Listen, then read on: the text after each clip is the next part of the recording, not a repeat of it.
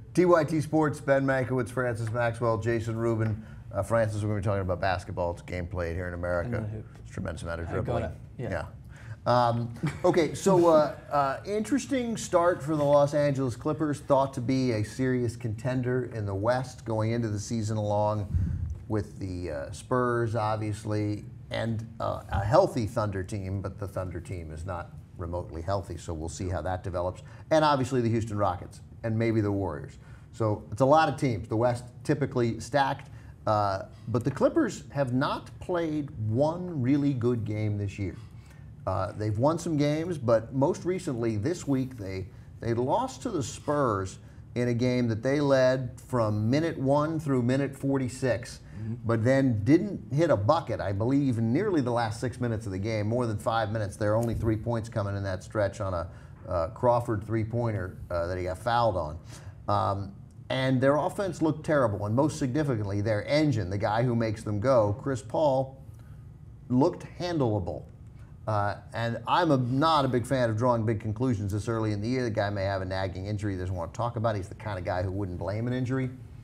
But on a couple of possessions there at the end, as the Spurs very slowly, and the Spurs went on the slowest 10-0 run ever. But as they made that move past him, you were really struck by the differences in those teams. At this point, all we're saying is right now in November, because the Clippers had bad possession after bad possession where it looked like nobody wanted to shoot. Paul, and then he'd give it to Griffin, and Griffin didn't seem to want the ball, and Jordan obviously can't have the ball. Crawford will shoot from anywhere, but they're not particularly good shots sometimes. And the Spurs would get the ball at the other end, and they'd make a couple of passes, and you'd think, oh, that's a good shot. Pass. Oh, that's a better shot. He'll make, oh no, he passed it. That's crazy, but that's a better shot. Oh my God, that's a layup. And you were like, oh, that was amazing. That was amazing. And then the Clippers come down and it's dribble, dribble, dribble, and then Leonard picks Paul, and something looks wrong. It's an interesting choice of words you used to start that whole thing off with. They were supposed to win a lot of games. I still think the Clippers are going to win a lot of games. I think so too. There's a few things I've noticed, at least when watching these games.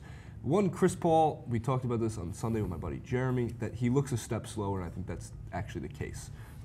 He's not as explosive, too, especially in the fourth quarter, which we kind of argue a little bit, is he not clutch anymore? You know, he damn near tied that game. The best bucket they had was when he went by his man and Duncan came over to help, and a layup that from the television angle looked like he was going to tie the game with 5 seconds to play. And he didn't. It just didn't go in. And then you look at the replay, and Duncan was there enough that Paul had to throw the ball at a slightly awkward angle off the glass, and he threw it a little bit too much to the left, and it just didn't go in. It just wasn't that accurate. And you wonder, because if he'd been 3 inches further toward the bucket, that he might have been able to make a difference, and that he might have been able to score.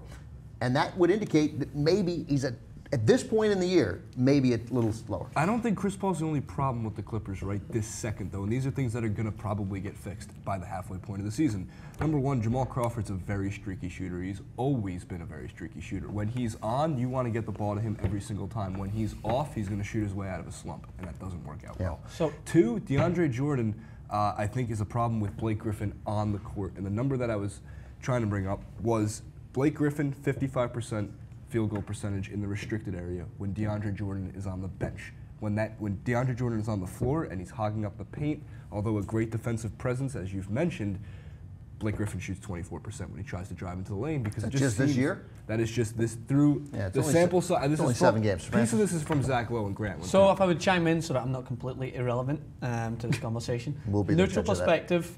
I love watching the Spurs. I think Greg Popovich is what I would consider the Jose Mourinho of the basketball world. Nobody watching this video knows what you mean. All right, well they will know. The fact that they pass and you think that they're going to find that moment to try and shoot, but then they continue to pass. I want to ask from a neutral perspective. I love watching it, but at what point is that sort of movement too much, and before they should just be? Never. If it ends with a layup, it's never too much. Yes, yeah. And so because what they remind me of is like an Arsenal. If you do know, like they play around so much and they are beautiful to watch, but they don't win trophies. Whereas the Spurs, they do. So at what point does this become too much? And do they need to continue to have guys like Tony Parker and Nelly? Is there someone that's going to be able to come in and replace them because these guys are getting on a bit, right? The Spurs have always put amazing position players and role players who know their spot on the court where they're supposed to be for precisely 12 to 18 minutes a game. They use their bench. They use the depth of their bench to win championships, and that's also all centered around Tim Duncan, one of the top 10 greatest players of all time, in addition with Tony Parker and Manu Ginobili as their pseudo big three. But at least in terms of the talent-wise, besides Tim Duncan, have more. They have more than and three. Kawhi Leonard and Danny Green have also. Well, let's finish this up with the Clippers because that's where we started it. And the issue is they're 4-3. They're being outscored. They're differential. They're -1 a game. They have really not played a complete game this year. Is it too early to panic? No question. But it's also totally appropriate to go, huh? And that's literally what we're doing. That's it. Huh? Are the Clippers a dominant elite team, or are they going to team that's going to struggle to win 50 games and look at a first-round elimination? Because Golden State and Houston and San Antonio look great, and then there's this Memphis wild card that I don't quite even know what to do with. That's a team it's a team that's been coming and coming, and maybe they're here. Memphis plays a kind of defense that right now we're not seeing in the NBA. They play a different kind of game. So I don't know. The Lakers, I'm sorry, not the Lakers. The Clippers still finish as a 1, 2, 3, or 4 seed at the end of the year. I still think that these problems get fixed. They find out where to mesh. Chris Paul just maybe off to a slow start. His numbers, at least statistics-wise, are almost identical, -3 less points per game. His turnovers are less. Everything is less. Yeah, it's interesting.